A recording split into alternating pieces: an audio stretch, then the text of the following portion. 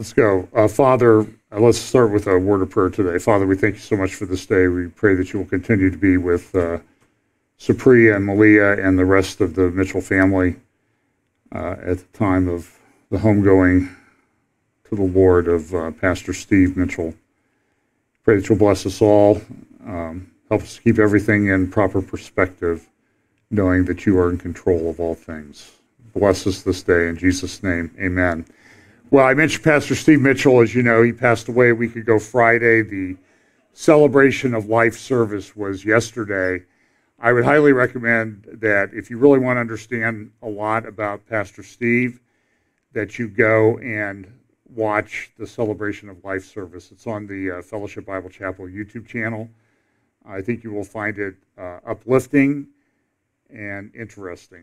The most interesting thing was I had mentioned that I was impressed that by a number of emails that I got from people in India and messages that he had lived in the slums of Mumbai, and I thought that was pretty interesting, but then his brother kind of shot that down and said, well, I don't think it was all that interesting. You should have seen his room at home, and which is what I would expect a brother to say, but It was an interesting. There was a lot of things that I learned about Pastor Steve, and I think we will never know until we get to heaven exactly what the impact a particular life had. I have said for many years that one of the things that I think we will do in heaven, people always seem to be interested in their genealogy here. You know, where did you come from? And I think one of the things we're going to do in heaven is we're going to spend as much time as it takes, and we'll have unlimited time to do it, tracing back through every individual that had something from the time of Jesus and the apostles and everybody. We're going to find out who everybody was that had something to do with us ultimately becoming a Christian. I think we will be stunned at the number of miracles along the way that resulted in us eventually being able to come to faith in Jesus Christ, which is really the most important thing. But we talk each week, and today I'm titling this, I've played around with the title. I always try to be something a little bit clever. What were you expecting? I mean, what did you expect the end, or subtitle is, what did you think the end times were going to look like?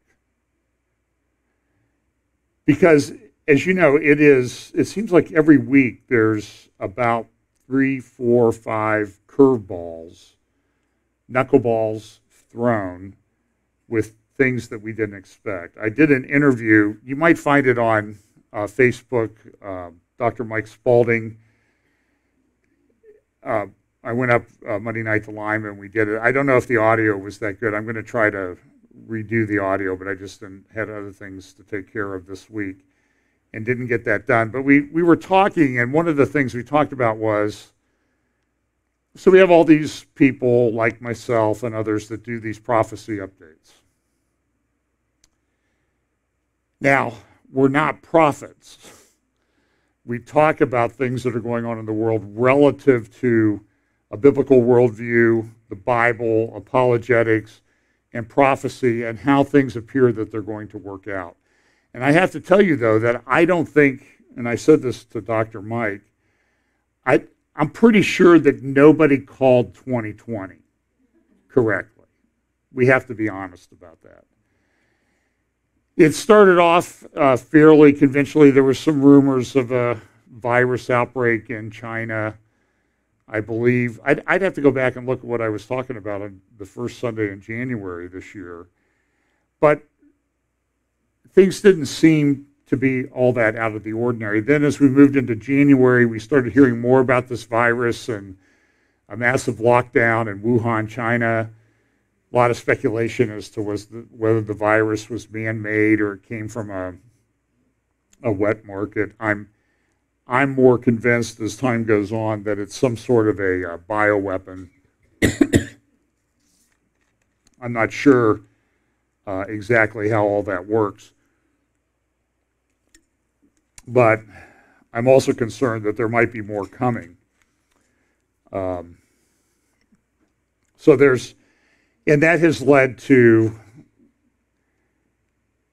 theories and speculations on all sides of this, and is there a vaccine? What is the vaccine? How will the vaccine be made? Will it be mandatory? Will it not be mandatory?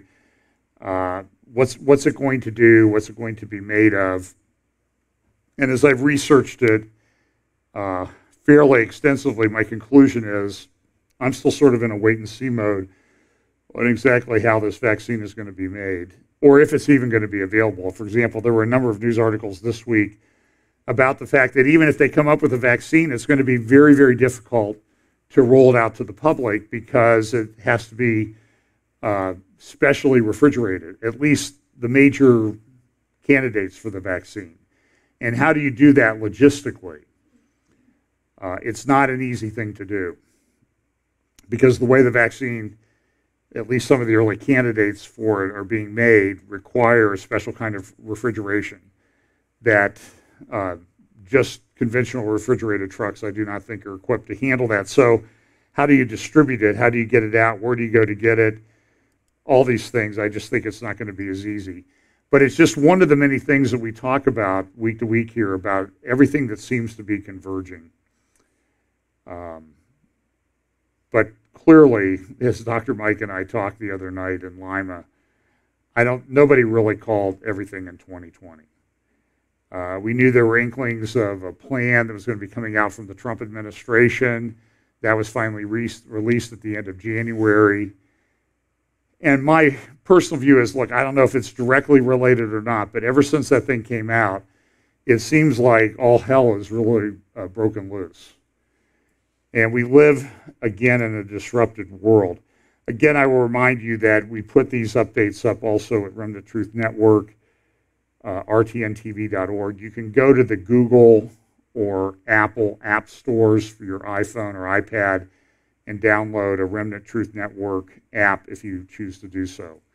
We're going to be doing, I think, a live little teaching and Q&A. A few of us this week.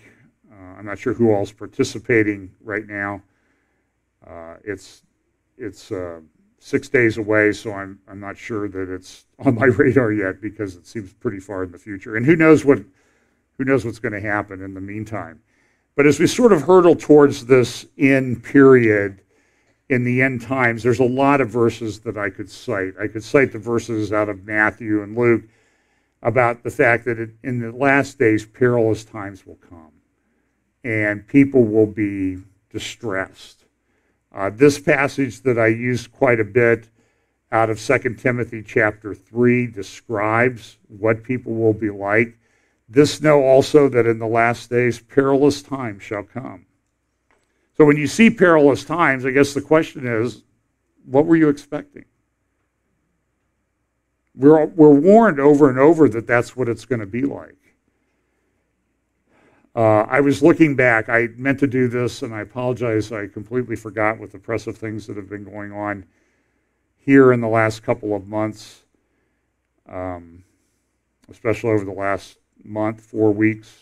It was 4 weeks ago yesterday, Pastor Steve called me up and said, hey, could you cover for me tomorrow? And it was the last conversation we ever had. I didn't expect that. I didn't see that one coming. But I also said that I think I promised at some point this year I would go back and look at what my dad talked about at the Grace Brother National Conference in August 1970 in Long Beach, California. And I was looking at it a little bit today, but essentially he said this, listen, in 1970 he said, they're talking about we're 14 years away from what George Orwell would be this sort of utopian society, controlling society in 1984. Well, it's taken a little bit longer than that, but 50 years after 1970, I think we can see that we're moving more and more towards that.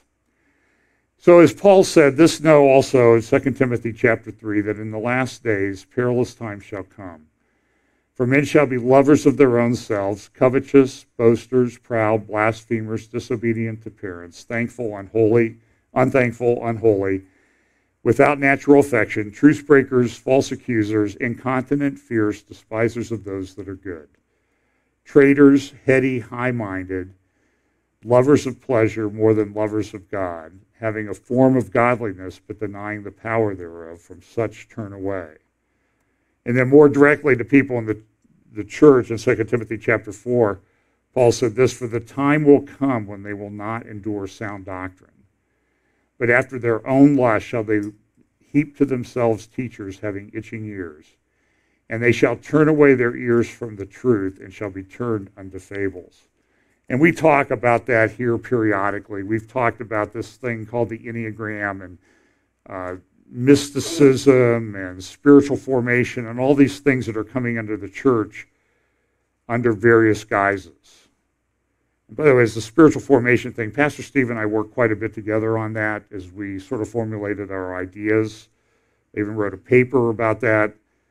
Goodness, it seems like a decade ago. That was back in late 2012. And he was one of the ones who went through that extensively with me. But it seems that every time we turn around,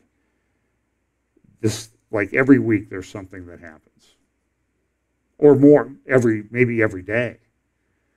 And so Friday, President Trump was taken to, was it Friday or Saturday? I don't even remember the days anymore. I think it was Friday. He was taken to Walter Reed, tested positive for COVID.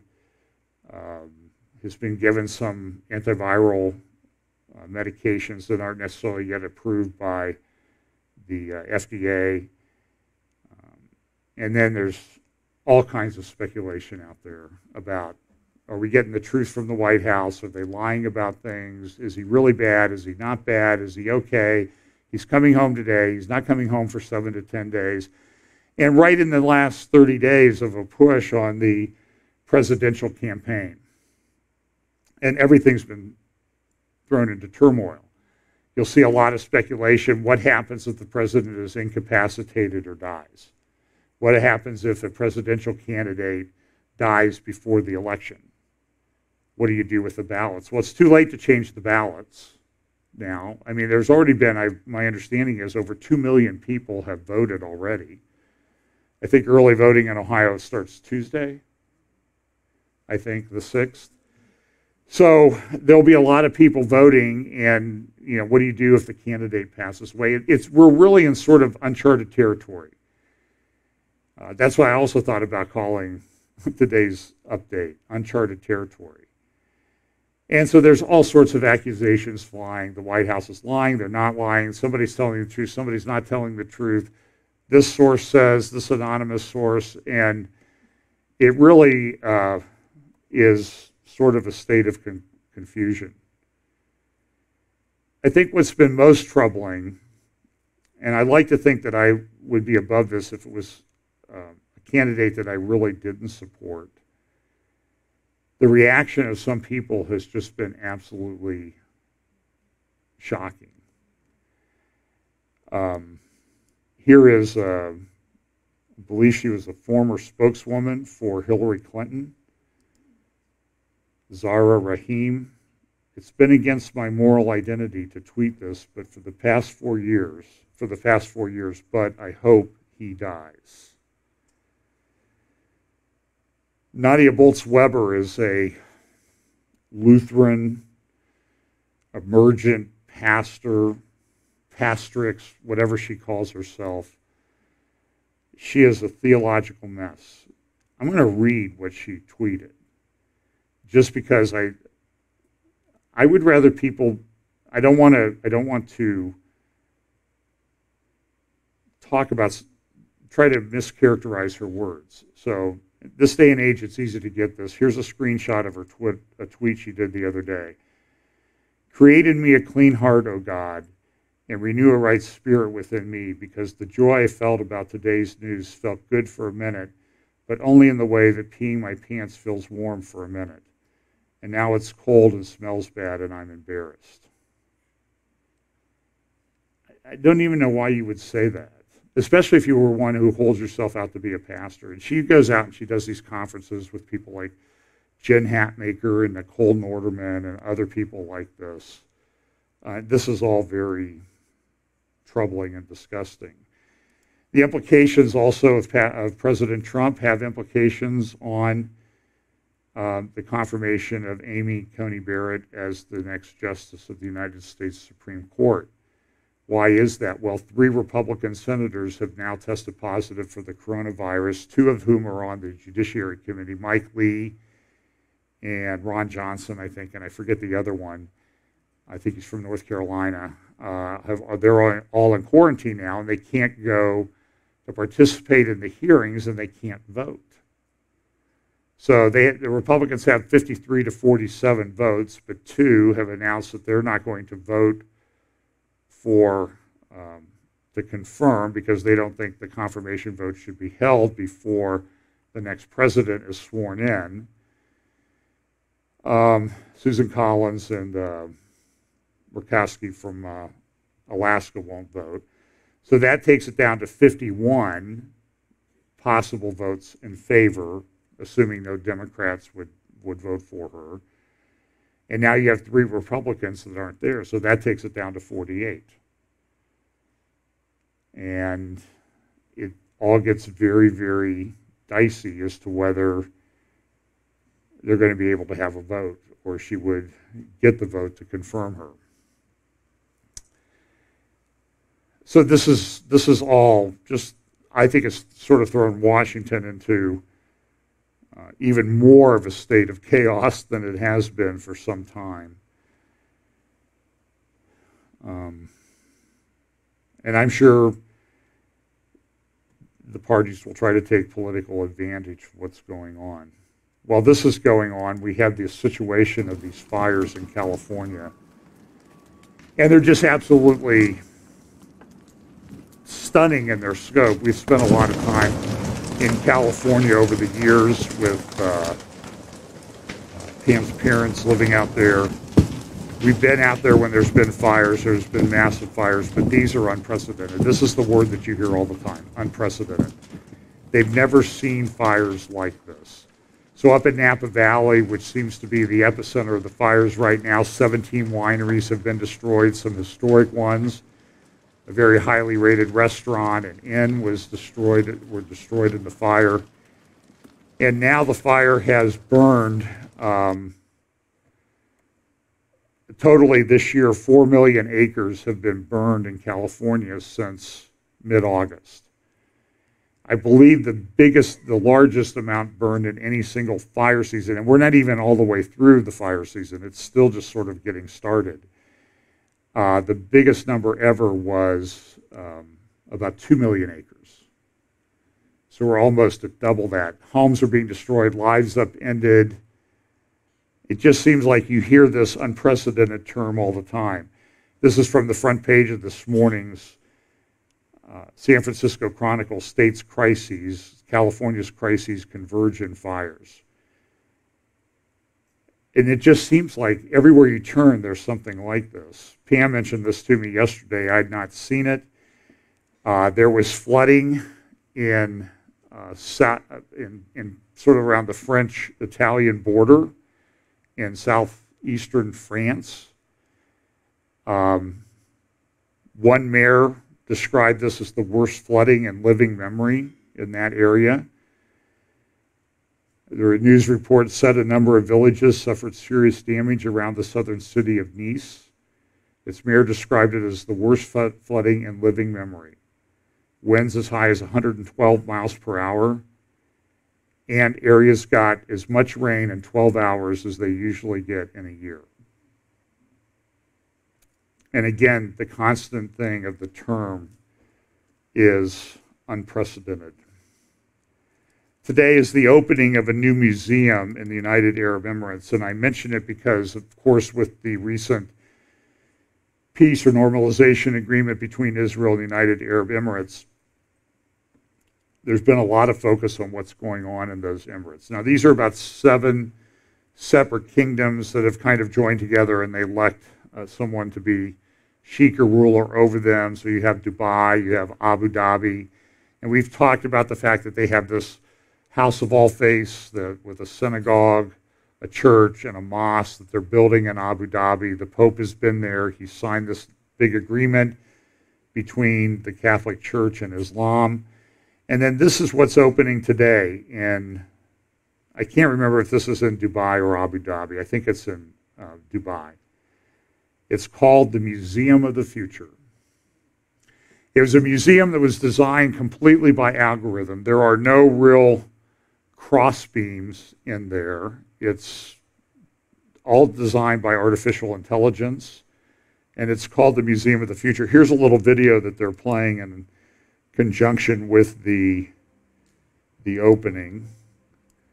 It's a very unique design. I'm not sure what it's supposed to represent. It's 7 stories tall, and it's all about artificial intelligence, robots, the future. It's being called by some the most uniquely designed building in the world.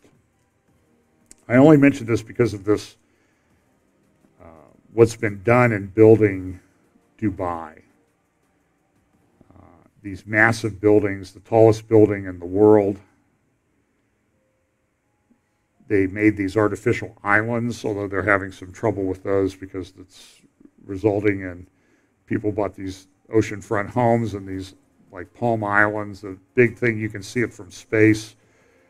Design, land that's built up to look like a giant palm frond. And now they're finding that they're messing with the ocean.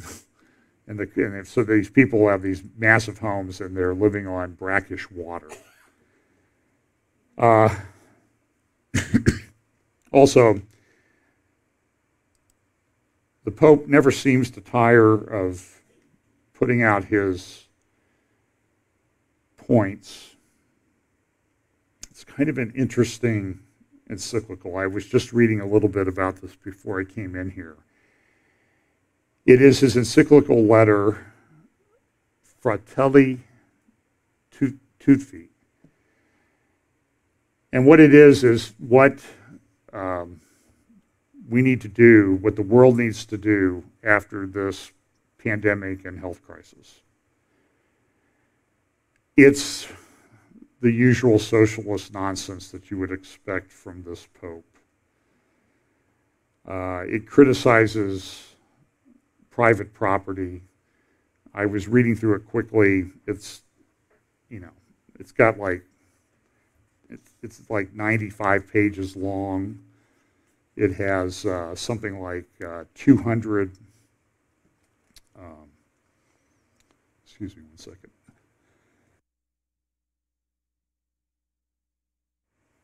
It has 288 footnotes. Now, when I remember doing my research papers, and when I do footnotes and legal briefs and that type of thing, I usually cite other sources and give them credit for the thought or where to let the judge or whoever it is know where I got that. In this case, the Pope, most of the Pope's footnotes are citations to what other writings he said, which is kind of great if you want to really make yourself feel like an authority, is just cite yourself. He said this: once this health crisis passes, our worst response would be to plunge even more deeply into feverish consumerism and new forms of egotistic self-preservation. And it's pretty clear who he's directing some of these comments at some of the various populist and nationalistic movements that have risen up during this time. I don't think he has any criticism of the socialist Marxist movements like Antifa and Black Lives Matter. And regardless of what one candidate for president says, Antifa is not just an idea. We know that Portland has had riots and demonstrations and property destruction for over 100 consecutive nights. Seattle is having more of the same. I saw a video this morning of Antifa protesters trying to burn down a Starbucks in Seattle. Just an idea. The thing that's amazing to me is the outright propaganda that's being engaged in. Now, for example, on the left side of the ledger, they just simply deny that anything is going on or that it's all right-wing people. And this is just absolutely false. It's demonstrably false. Everybody knows it's false. I look every day at the Portland and Seattle newspapers, and I would be, to be honest with you, it's hard to find them talking about what's going on in their own city. We have a lack of respect for the rule of law. The McCluskeys, the couple who pointed guns at people who were trespassing on their property in St. Louis. This week, the prosecutor in St. Louis, who is, I don't care if Fox News wouldn't let me say it, but she was clearly, and the New York Times reported this, the Washington Post reported this, Fox News itself reported this, that these, it was Soros-funded entities that funded these prosecutorial campaigns. So instead of prosecuting people for trespassing, which they were clearly done, the prosecutor did what they're doing on almost all of these cases in these cities where these left-wing prosecutors have been put into office. They dropped the charges. And so that'll make it difficult for the McCluskeys when they do go to trial. It would, you know, if they could show that the people were actually trespassing because they were convicted of trespassing, it would be a little easier. But now the prosecutor says, well, we're not going to prosecute her. We're going to prosecute Mrs. McCluskey, whose gun wasn't working. We reconstructed the gun to make it working so she could be prosecuted. And there's just this complete collapse in the rule of law. And certainly, I think the Pope is contributing to this. For example, in his encyclical, in addition to this, that statement, he also says this.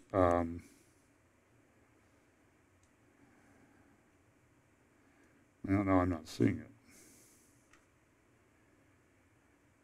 Well, he clearly talks about getting rid of the death penalty. He talks essentially, I think you could interpret it as getting rid of private property because that's bad. He talks about, I mean, early on in his encyclical, he talks about getting rid of borders. And so the guy is just a complete Marxist. I don't understand why somebody doesn't, well, I do not understand why they don't do anything about it because they're blinded to the truth. So it's all very troubling. There's also another article, this was in the Financial Times yesterday, on sort of the big picture thing. This is a guy named Alex Karp, chief executive of Palantir, a big data company. And it's one of the, you probably never heard of them. They've been in existence for about 17 years, and they finally just went public. When they went public, his shares in the company came out to be worth about $1 billion. And one of the reasons they went public was so that people who've been working for the company all these years and getting stock could cash out. And what they're engaged in is they're engaged in data. They're probably the leading data collection firm in the world. You probably never heard of them. And the guy's kind of interesting. He claims to be a Democrat or a concerned about democracy and everything. But what they're doing is they're working with governments and agents and other entities to get this data to them. And I keep noticing as I look at things I might want to buy, or sometimes it seems like I'm only thinking about it, and all of a sudden I get all these ads appearing on my Facebook feed or elsewhere. I start getting emails about what I was thinking about. Now, it may be like, for example, I'm a golfer, so I have trouble putting. That's what seems to go along with being a golfer. And although last week I was on the 18th green and somebody called me, and it was from England, and I had to take the call, and my buddies were yelling at me, would you just putt your ball? You know, I was way off the green. I was at least 110 feet from the hole, so I just kind of lined it up and hit it, and it went in. So I guess that's maybe so I don't know. But as I think about, as I go to the store and look at putters, because you always think that's the solution, I get ads for putters. And so all of this stuff. And so in this, they ask him some questions about what you would do. And here's what the Financial Times editorial says. But what of the threat to civil liberties from supplying governments with such powerful surveillance tools? Mr. Karp claims that Palantir Software's built-in audit trails make it hard for governments to abuse its authorities. But there are limits. And even Karp admits, quote, you can make a system that tracks what people do with the data, but if the people in charge are violating human rights and no one in the organization cares, that we can't prevent. Now, it says Palantir claims to have walked away from customers that didn't trust to use the technology ethically, though it won't say who they are. So it's just interesting. I just ran across it as I was reading this week, and here he is. He's got this powerful surveillance software. And he says, well, we think we have everything in control. Unless there are bad people that use it, then, we kind of lose control over that. And we know that there are bad people that want to use these things for their own benefit. Now I'm going to talk a little bit about the Middle East. There has been a complete breakdown by any conservative stretch of the imagination in the relationship between the United States and Turkey, between a lot of countries in Turkey. Even Macron has been all over Turkey because of what they're doing, and I'll talk a little bit about this. But right now, the U.S. has a big air base, insular air base in Turkey. When that revolution happened 4 or 5 years ago, and then after that, Turkey sort of locked down the base on its own, our base, and there's at least a couple, 3 dozen nuclear missiles or bombs or devices there. And so there's been a concern, but it's been going on for 4 or 5 years, and nobody's done anything about it. And it's clear that Erdogan has completely gone to this publicly stated desire now to recreate the Ottoman Empire. I'll show you a little bit about that. And throughout the Middle East especially, but not just in the Middle East, this is a website. It's a great website. You can get it at ilivemap.com. And it shows you all the different conflicts that are taking place. And again, it's one of these things where I don't know that anybody sat down at the beginning of 2020 and said, well, I think this will happen. Now, I looked at some forecasts that I saw in some of the strategic analysis newsletters that I subscribe to, and some were saying that there's going to be a bit of an economic crisis. So the question is there a bit of an economic crisis around the world today? Yeah, by far.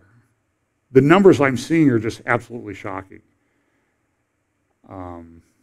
U.S. national debt is up about $7 trillion this year so far. They're talking about another $3 trillion package. And at some point, but other countries in the world are also, even countries like Singapore, who you think of as being pretty stable financially, their national debt is 200% of their gross domestic product. Japan is over 200%. Other countries are the same way. China has a massive debt problem. And I saw an article in the Wall Street Journal, I didn't even have time to put it in, talking about the demographics are not working well for the United States. And they're going to get worse because of the health crisis. Because whether you think this is real or not, people are not going to have kids like they had. And with less kids, there's less people to pay taxes. With less taxes and revenue, there are people that are on pensions and retirement and that sort of thing that need to be funded by young workers. And we're already having a lack of young workers. Now, the U.S. has usually been able to make it up because we allow a lot of immigration, legal immigration. But now, who's immigrating from where to where? Much. Israel's on complete lockdown. And I'm seeing reports coming out of Israel that the lockdown that they say may be a month could actually last anywhere from 6 months to a year. And it's pretty. I've got friends that live there. You know, you can maybe go 500 meters from your house, unless you have some kind of special pass. You can go to the store and come back, and that's it. All the Jewish feast days this year were pretty much celebrated in solo. So the point that I'm trying to make, I think, and what Dr. Mike and I talked a little bit about the other night was, you know, we've been talking about end times Bible prophecy in the church. It really started with Hal Lindsey's book 50 years ago, Late Great Planet Earth. And everybody's kind of got their ideas about how everything's going to work out in the end times. And the question I ask myself is, how's your scenario working out? Because things have changed, and I'll talk a little bit about that more than a bit. So here we see all these places, and now we have one in, all these places are hotspots for conflicts. The Eastern Mediterranean, Libya, Syria is going on now close to 10 years. You have Azerbaijan, Armenia, which has come up in the last 10 days to 2 weeks. Greece and Turkey are at it in the Aegean. And all of these things, I think, do play into Bible prophecy. Iraq is in, we're talking about leaving our embassy in Baghdad. The largest, most expensive embassy ever built, and there are reports the United States will leave completely, withdraw everybody from the embassy. I mean, this thing costs billions and billions of dollars to build. It's the largest in the world, and we're just going to walk away from it because of what's going on in Iraq. And so there's turmoil everywhere. We'll see a little bit more about that. So Erdogan, the president of Turkey, opened their parliament this week with a speech, and he had a number of things that he talked about. But one of these was this, and I'll read to you sort of a summary of his speech. Erdogan said this: "Jerusalem is our city. We accept it and honor on behalf of our country and our nation to express the rights of the oppressed Palestinian people on every platform." In his speech at the legislative year opening, Turkey and another crisis in the nation, sensitivity followed. I'm reading from the translation. It's not good. Here's what he said. "First of all, the current physical appearance of the old city, which is the heart of Jerusalem, was built by Suleiman the Magnificent with its walls, bazaar, and its many buildings." So when you go to Israel, you stand on the Mount of Olives, you look at the old city. The walls of the old city were in large part built by Suleiman the Magnificent in the early 1500s, around the time that they were building St. Peter's in Rome, to give you some perspective. Our ancestors honored this city for centuries and showed it respect. In this city that we had to leave in tears, it is still possible to come across the traces of the Ottoman resistance. In other words, Jerusalem is our city, a city from us. In addition, the city is home to the holy places of Christianity and Judaism. The fact that the lands of the Palestinian people, who are the inhabitants of Jerusalem and the region for thousands of years, have been occupied and their rights and laws have been violated, requires us to pay close attention to this issue. We consider it an honor on behalf of our country and nation to express the rights of the oppressed Palestinian people with whom we have lived for centuries on every platform. With this understanding, we will follow both the Palestinian clause, which is the bleeding wound of the global conscience, and the Jerusalem case to the end. And that was his speech to Parliament. And every time he talks now, when he gives a big speech, when he did the Hagia Sophia, when they took that over and turned it from a museum into a mosque, for much of its history, one of the most important churches in Christendom, without getting into all of the theology. In his speech, he also talked about the Eastern Mediterranean issue. We expect all countries to respect our security and peace efforts in the Mediterranean. So what you need to understand with Erdogan is if he's speaking, he's not telling you the truth. He's making it up. It's all propaganda. And he's doing this. Turkey's in a big mess financially. So Erdogan is sort of focusing people's attentions elsewhere with projects of, I was going to say dam projects. They are dam projects. They're projects to build dams. And other things, big mosques that are being built all over the world to further the Turkish influence. They want to be one of the most powerful nations in the world. This is from his Twitter account. He has an English version that you can follow, as well as the Turkish language, Turkey's Eastern Mediterranean policies. And he's very slick. I mean, great graphics and that sort of thing.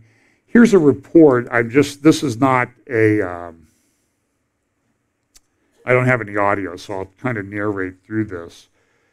There's a guy from Azerbaijan who puts up these, I'm trying to figure out what program he uses to make these phenomenal maps. And he's talking about, this was a video he did about a month ago about Turkey and the Eastern Mediterranean and how there are gas and oil deposits. You see the black areas in the Mediterranean Sea, and how Turkey wants to get their cut. They want to get their share of that. There's also this talk about this pipeline.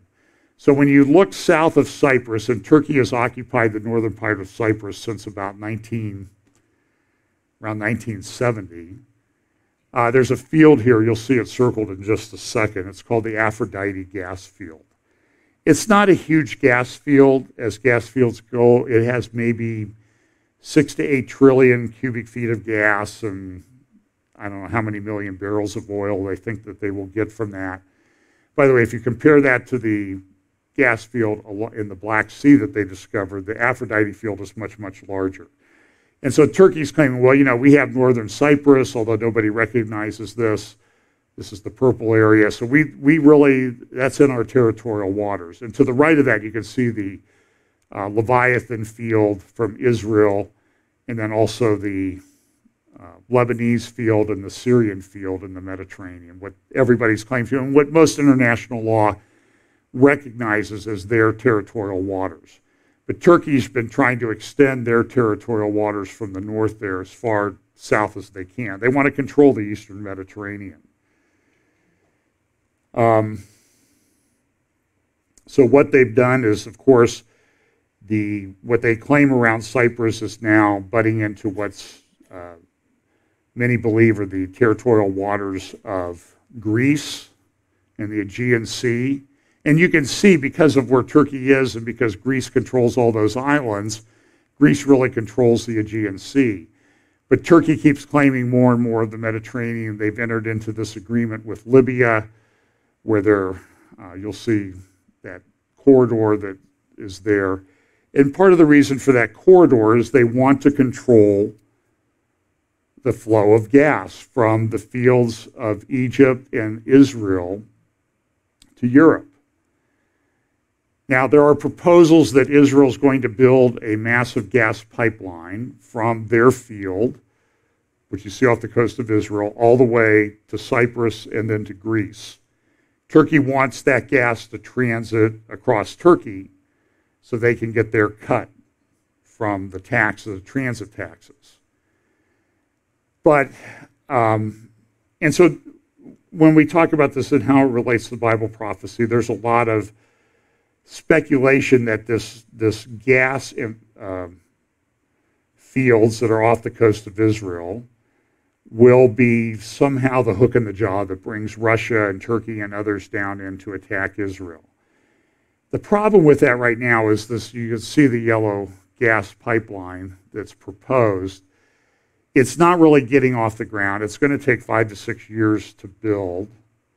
It's the longest and deepest gas pipeline in the world. So it's an engineering, it requires a lot of very technical engineering and sophisticated construction. And right now the price of gas, natural gas, is way down. So it's not economically viable. So I just don't see Israel starting this. Although, before I speak too quickly, you know, at the beginning of the year, everybody thought this pipeline was going to get started. It was going to be built this year. They even moved in a big platform to construct it. But then the price, guess what happened to the price of oil? Price of oil went down, price of gas went down. Our fracking industry, which is very sensitive to the price of oil, essentially shut down in the United States, and we went almost overnight from the largest oil producer in the world to, we had to buy our gas from abroad because most of our oil and gas was coming from fracking. So this is just, it's a very fascinating thing to see how this is going to play out. But I do think it plays into Bible prophecy, but mainly from the standpoint that everybody's fighting over this. Israel and some other countries have formed an Eastern Mediterranean group. They've excluded Turkey. Turkey doesn't like that. Turkey keeps sending its exploring ship around, and they've come close to conflict with Greece in the Aegean Sea, because Turkey claims, of course, a lot of those islands are really Turkey's islands. So it's a real mess. And at the same time, Erdogan, in his speech the other day, another speech they gave, the guy, I don't know how many speeches he gives every day, it's quite stunning. The existing terror hotbeds in Syria will either be cleaned as it has been promised to us, or we will go and do so ourselves. So he's always threatening war. He has taken mercenaries from the areas he controls in Syria. He's taken fighters and sent them to Libya. And now he's sent at least several thousand of them to Azerbaijan to support Azerbaijan, a Muslim country, in its fight over disputed territory with Armenia. And we know what Turkey did to the Armenians back in the later days of the Ottoman Empire. There were, by many estimates, a couple million Armenians that were, it was just genocide that Turkey engaged in. And so today we have this conflict between Azerbaijan, which is backed a lot heavily by Turkey, somewhat by Iran, over this area called Nagorno-Karabakh. And this area, it's in what they call the Lesser Caucasus Mountains. Along the border of Georgia and Russia, there's a mountain range called the Caucasus Mountains. It's a massive mountain range. It makes the Rocky Mountains of the United States look tiny by comparison. Because you can see that it's almost butts up against the ocean, but these mountains many of them are over 18,000 feet above sea level. And so in the Lesser Caucasus down here, there's an enclave that is largely Armenian ethnic, but it's sort of within the border region of Azerbaijan. And so it's been an area of dispute. And now all of a sudden, this thing has heated up, and there's drones and that type of thing going on. In fact, look at this. This is some video. Azerbaijan has purchased Turkish and Israeli drones. Some of them are what they call kamikaze drones. And they've been taking out Armenian convoys and artillery positions with these drones. Erdogan saying Armenia is the biggest threat to peace in the region. And they want to protect this area of the world is very tribal. They want to protect the Armenians. But the fear is that there's always this fear how are these wars going to start? We know there's a number of wars prophesied in the end time. And the question is, what's the trigger? And we don't really know what the trigger is. And so the question is this a trigger? Because a lot of the major players that might end up in war in the end times are involved in this particular theater, at least in the periphery. I mentioned last week an extensive report from the Institute for the Study of War that talked about Russian hybrid warfare. And I was reading some other papers from the Institute for the Study of War, understandingwar.org, and one of the papers said, listen, the United States is really not prepared to fight a war like China and Russia are going to fight. Because one of the key components, if not the most important thing in the way they're going to fight the war, is they're going to control the narrative. It's going to be a lot of disinformation. And the United States we're very much, okay, how do we take care of their missiles? How do we take care of their ships and that type of thing? And so think tanks like the Institute for the Study of War recommending the United States really needs to think about how it's going to act.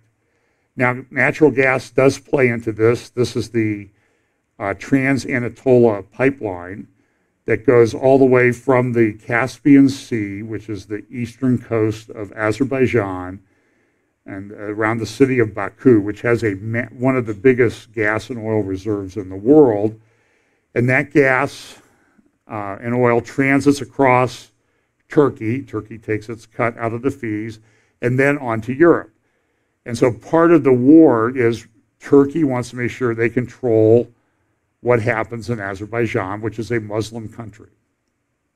And Turkey thinks, well, look, we think this should have been part of the Ottoman Empire. I'm recreating the Ottoman Empire, Erdogan says, so I'm going to control this area. But a lot of it goes back to energy resources again. As I mentioned, that one of the things that Erdogan does, and I spend a lot of time talking about Erdogan because if you look at Ezekiel 38 and 39, the description of the countries that come against groups that come against Israel in the last times, the majority of those are historically located on in the area of modern-day Turkey.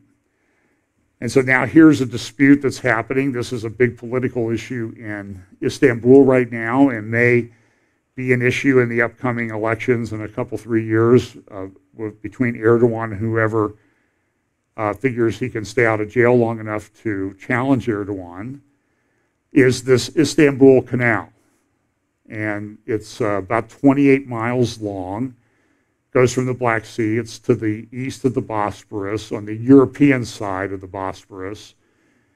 And part of it is to help give additional place for traffic. It will be pretty much, it's pretty much, I don't think they'll need any locks or anything. It'll be pretty much a sea level canal. It'll cost billions to build, and the mayor of Istanbul, who seems to be the most viable candidate to challenge Erdogan, doesn't like this canal. And he says, why do you want to pay fees to go through the canal when you can go through the Bosporus for free? But the Bosporus has a tendency to get jammed up with traffic. So the point I'm trying to make is everywhere you look, there are these hotspots. There are these areas of conflict. There are these things that are going to could lead to war.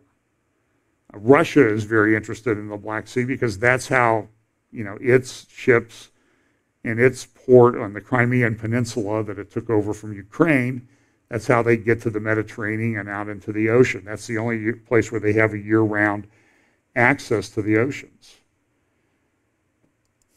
Erdogan gave a speech, Prime Minister Netanyahu gave a speech to the UN this week in which he talked about what's going on with Hezbollah and Beirut.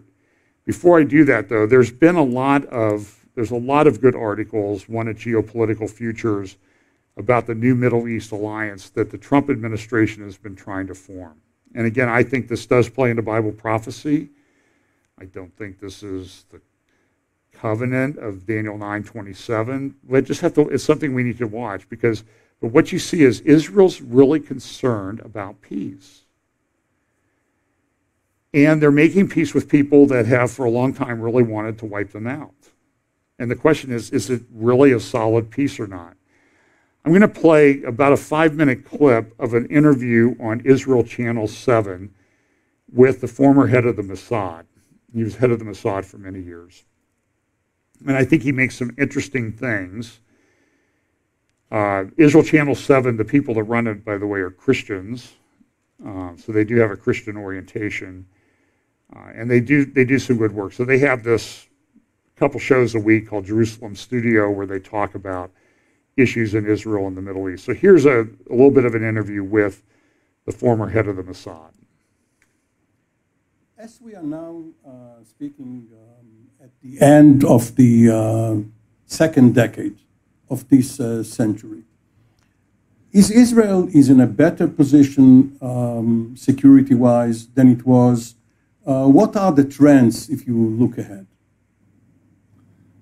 Well, let's say a word about what has changed. When we became independent, we had a ring of enemies around us. Today, we have 2 peace agreements which have taken place, which were, by the way, sought for many years by Israel, in which the Mossad played a key role in the contacts that were established, and the methods of the contacts that were established, and the final game of bringing a peace treaty. So the South is secure, the East is secure, the North is not secure.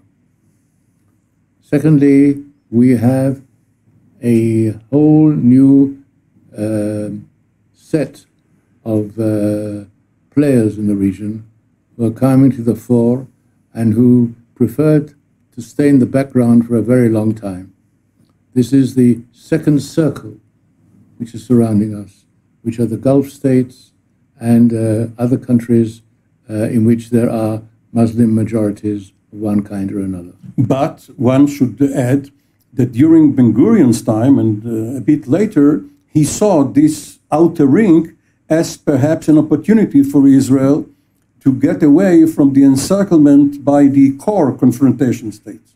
That's true. That is why he went and was very, very anxious to establish a link with Turkey, to establish a link with Iran, and also to establish a link in Africa. But this did not, in my view, did not produce a game changer, which was of the kind of a peace treaty. But now we have other players who are coming to the fore, who have developed themselves over years in a manner which brings them into the international arena as very... What I'm going to do is I'm going to recommend you go to Israel Channel 7 on YouTube and listen to the interview, because I think there's too much bass in the audio to understand. But let me explain what he was talking about. Ben-Gurion, when in the early days of Israel, he said, we have the inner ring of countries that are against us. You know, Egypt, Jordan, that sort of thing. So we need to go to the outer ring, Turkey, Iran, and some of those other countries, because, you know, these other countries, if we're friendly with these guys, the countries in the inner ring won't necessarily attack us. And as the former head of the Mossad says, that didn't really work out that way. But now we're sort of getting this ring put together. We don't have Turkey and Iran, but we're getting the ring of the Gulf states, which is kind of unusual, and he thinks it's kind of a big deal. And he talks about the history of how he went to Oman many years ago. Oman was barely surviving because they had no water. What water they had was being infiltrated by seawater, and they were on the verge of losing the country. And they were able, through his negotiations with the head of Oman at the time, who passed away just recently, that they would give them a desalinization plan. So what he tells in this interview is that Israel has been doing these things behind the scenes for a long time. Now we're just making them public. And he's concerned that a lot of them are being made public because that puts a lot of pressure on everybody as to how things are going to, what if something goes wrong in these deals? Now there's a lot of public pressure to do something about it, whereas before, when everything was behind the scenes and being done in secret, then it was easier. If something went wrong, they could deal with it over time. Now that's all public. And I think what it does is it just makes this whole situation a little bit more volatile. So on the surface, everybody says, oh, there's normalization and peace agreements and that sort of thing. But really what's happening is that it's actually creating more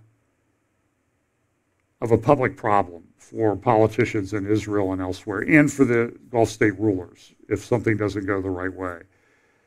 At the same time, so there's a lot of this speculation that what's going on is that the Gulf states, I've seen a number of editorials this way, that the Gulf states may not so much be trying to get good relations with Israel, but they want good relations with the United States, who they view as a bigger power to protect them against Iran and Turkey, so that they view that going, as this article says in the Jerusalem Post, does the road to Washington go through Jerusalem? So it's a very interesting dynamic of what's going on. And again, I think it's something that bears watching in terms of Bible prophecy.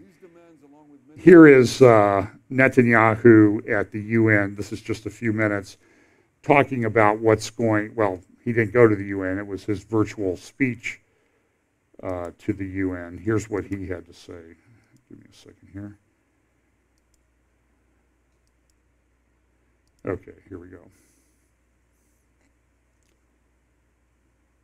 These demands, along with many others, are complete non-starters for any responsible Israeli government. Talking Yet about for the years, Palestinians. many in the international community have tried to appease these absurd Palestinian demands. And as a result, they've wasted time to try to advance an illusion that won't happen, instead of working for a realistic solution that could happen. Thankfully, President Trump chose a different path to peace, a path anchored in reality. He recognized Jerusalem as Israel's capital. He recognized Israel's sovereignty over the Golan Heights. And he put forward a realistic peace plan that recognizes Israel's right, addresses Israel's security needs, and provides the Palestinians with a dignified, realistic path forward if they make peace with Israel. And then he goes on, he's going to talk a little bit about Iran and Hezbollah and what they're doing. And you mentioned, if you remember, the Mossad had that the north, so east, south, and west of Israel right now, we pretty much have that situation under control, but not the north.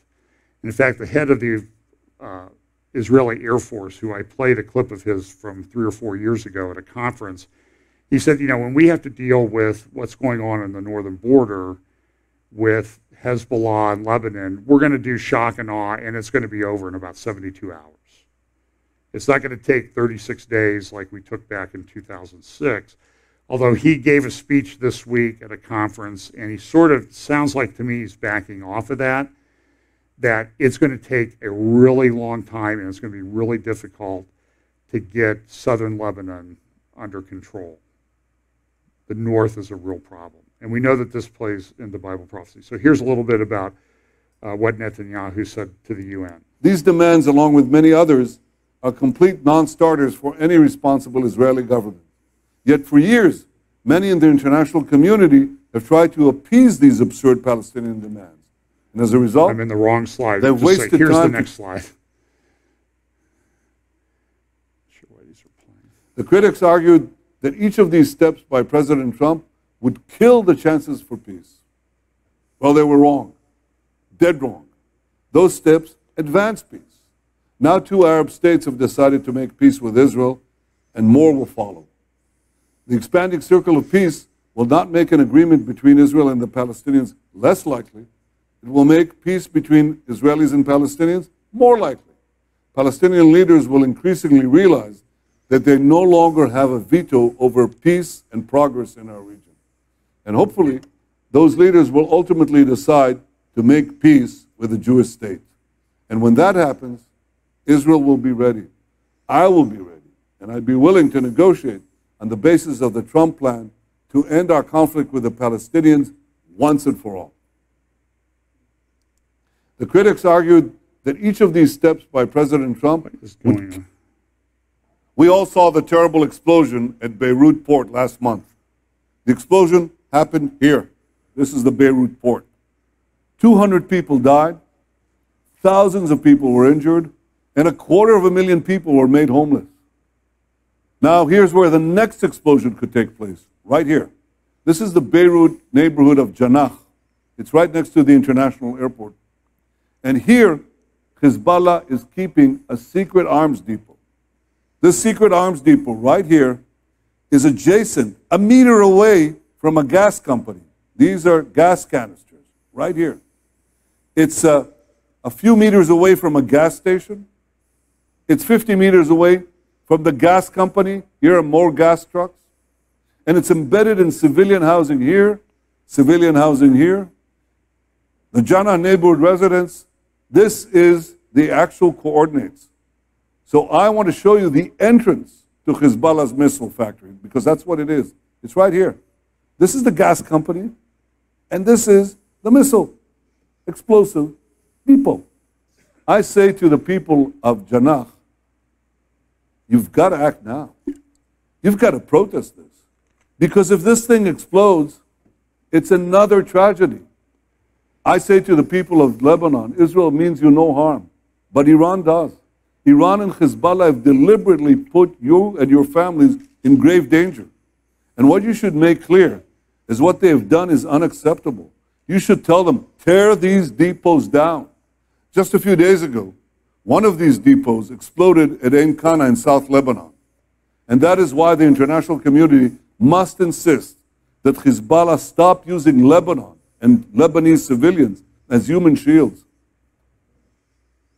And he's right. So what the interesting response to that was, well, Hezbollah immediately sent people out to the site. Like, oh, well, you know, we're not doing anything here. It's just a little workshop. And so here's a video that the Israeli Air Force put out, or the IDF put out. It's kind of interesting. I don't know if it's in English or not. So, you know, Netanyahu talks about that. And so immediately they rush out there and say, oh, this doesn't belong to Hezbollah. The owners are here. And this is a guy who's saying this is a senior Hezbollah spokesman. They talked to this guy, do you work for Hezbollah? I'm not a Hezbollah operative. Of course, we are proud to belong to the area where Hezbollah is operating. So it sort of sounds like he admits that what's going on is what's going on. And then they go and they start looking about, this is the guy who runs the site that Netanyahu referred to. And then they start showing, okay, here are the things that are here in the site. There's a laser cutting machine. Well, what would that be used for? And all of these things are used for the manufacture of missiles. Hydraulic cutting machine. You know, it's not just your usual workshop. These are highly specialized tools that are used in the manufacture of missiles. So what happened is Netanyahu said something, Hezbollah goes out there, well, no, look, this is all we're doing here. And then they're showing everybody exactly what they're doing here, which is exactly what Netanyahu and the IDF said that they were doing. So it's kind of an interesting, Seth Franzman has a good article on today's on the Jerusalem Post website today about how Hezbollah kind of, their overreaction kind of showed that, well, boy, they really are doing what Netanyahu said that what they were doing. So let me just make a couple more points and then we'll be out of here. And by the way, if this seems a little bit disjointed today, we had a lot going on around here this week, obviously, but it was a difficult week to sort through everything that was happening. And then Friday afternoon, President Trump is taken to the hospital with COVID, and for all I know, he's still there. And we don't know exactly what's going to happen. So there's a lot of stress in the world, believe me. Talk to people that don't study Bible prophecy, and they're like, what's going on? This world is very, very strange. And here's some other things. So you saw the pictures that I showed earlier about the Lebanese and Israeli maritime rights in the Mediterranean. There's a little bit of a disputed area, and the southern border of Lebanon and the northern border of Israel is disputed too since the 2006 war. The UN has been in there. I'm not sure what they're doing there, but they're there, getting in everybody's way. Not really keeping peace, getting money and that sort of thing. But so what's happening, and this is kind of a big deal, is that whatever government now is coming to power in Lebanon, which is about the third one this year, they want to sit down and have indirect talks with Israel about the borders, both in the maritime region and on the land. And that's kind of a big deal. And the United States is participating in that. Here's an editorial cartoon from one of the Arab newspapers this morning. At the same time that this is going on, I think this is kind of what I would call fake stuff. These are the Palestinians getting together. Fatah and Hamas said, we're going to get together, we're going to have elections. And they've been doing this off and on for 14 years. And usually the reason that they do this, they say we're reconciling between the different factions of the Palestinians. Hamas, which runs Gaza, and Fatah, which runs the other areas of what's called the West Bank. Palestinian territory. They're saying, we're going to get together, we're going to have elections and all this. And usually when they're doing this, what you need to look behind it is, how much money do they need? Because they're looking for donations so they can continue to operate what is, by most estimates, a pretty corrupt political system there. But it's pretty rough right now. I think Abu Mazen, who goes by the name Mahmoud Abbas these days, he was Yasser Arafat's right-hand man, and he's had to kind of park his $50 million jet, I think, because he didn't have enough money for jet fuel. And that's a big deal, so that's why he's doing this, acting like we're going to have elections and we're going to get this thing all resolved. But I wouldn't put too much into it. But there's a lot of, this is from an Arabic language newspaper published in London, talking about the Palestinian dialogue. They are approaching reconciliation away from Arab tutelage and care. And what does that mean? What that means is they're running out of money. And by most estimates, their donations from these Gulf states that are normalizing their relations with Israel, they're not giving money to the Palestinians anymore. And the Palestinians have seen about an 85% drop in revenue. So that's kind of an interesting thing. It's very interesting how, some of the things that the Trump administration and the Israeli government have been doing have really sort of undermined, not really, sort of, they've really undermined the Palestinian people and their authority. And then this is just the last thing is that, I mentioned this earlier, that even with everything going on in the world, oil prices are now dropping again, which is not good for oil industry. I talked to a client in Houston area this week, and they said, it's a downturn in Houston because of the oil industry and the price of oil.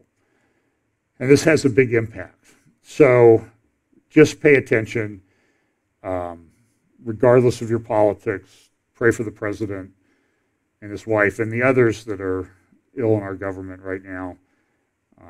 Having a lot of people missing from our government at this time is just not a good thing.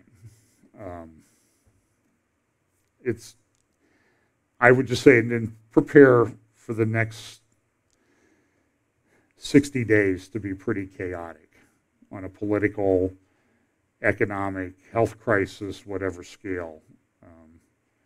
I think anything that we've seen before will pale by comparison. The economy is very bad in some areas. I was talking to some real estate people this week, and commercial real estate is really unlike anything anybody's ever seen. Bankers and others, they don't know what to do. They've never seen anything like it. These office buildings are not coming back. They're going to be empty. You drive down around Polaris, every building's got a for rent sign. That's what we saw back in 2008 and 2009. I think this is already a bit worse. So look, we know the Lord will return. We should be very motivated to share the gospel, get other people saved, because time could be very short. Things could change very rapidly. Not prophesying that they will, but all the indications are that they are, and you need to take reasonable precautions. So let's pray. Father, we thank you for your word. Lord, we remember Steve Mitchell and the great life that you allowed to be shared with us. Pray for his family. Pray you'll comfort them, Supriya and Malia, at this time. Pray you'll watch over us here and keep us focused on the things that we need to do as a church. Pray for those of us around us in the world, and that you will guide us all by your Holy Spirit in what appear to be a period of very difficult times that are coming upon us. Bless us this week in Jesus' name. Amen.